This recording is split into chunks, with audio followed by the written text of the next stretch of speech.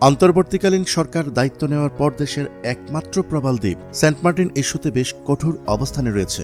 এরই মধ্যে সেন্ট মার্টিনের পরিবেশ সুরক্ষায় এবার আরও কিছু নতুন পরিকল্পনা হাতে নিয়েছে অন্তর্বর্তী সরকার, যেখানে সহযোগিতায় থাকছে বিশ্বব্যাংক। সেন্ট মার্টিন ঘিরে আসলে কি হচ্ছে, কি সেই পরিকল্পনা, তা জানাবো আজকের এই ভিডিওতে। চলুন শুরু করা যাক। সেন্ট মার্টিন দ্বীপে বর্তমানে বসবাসরত 1700 পরিবারের ছোট বড় 8000 মানুষের প্রতিদিন 2 টন করে মনুষ্য বর্জ্য ও 2 টন কঠিন বর্জ্য সৃষ্টি হচ্ছে।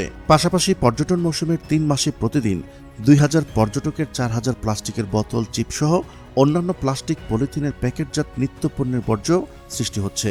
এসব বর্জ্যের কারণে সেন্ট মার্টিনের পরিবেশ, প্রতিবেশ এবং সামুদ্রিক জীববৈচিত্র্য সংকটে পড়েছে।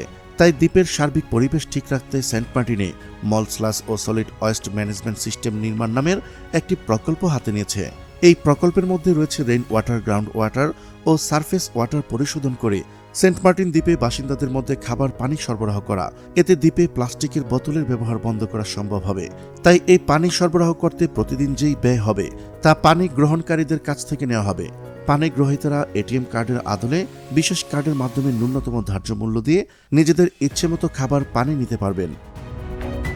এই পানির মান যাচাইয়ের জন্য থাকবে বিশেষ ল্যাবরেটরি।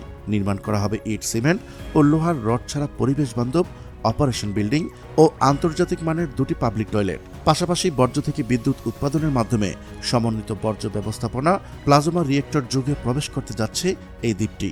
এই প্রকল্পের মধ্য দিয়ে বর্জ্য থেকে বিদ্যুৎ উৎপাদনের দিক থেকে তৃতীয় দেশ হিসেবে তালিকায় স্থান করে নিয়েছে বাংলাদেশ। প্রকল্পটি বাস্তবায়ন করছে জনস্বাস্থ্য প্রকৌশল অধিদপ্তর।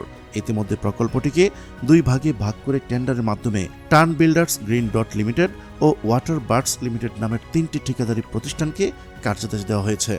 সেন্ট মার্টিনের পরিবেশ, প্রতিবেশ এবং জীববৈচিত্র্য রক্ষায় বিশেষ এই প্রকল্প সরকার বাস্তবায়ন করছে বলে জানিয়েছেন সংশ্লিষ্টরা। বিশ্বব্যাংকের অনুদানে বাংলাদেশ সরকারের সহযোগিতায় প্রকল্পটি বাস্তবায়ন হচ্ছে।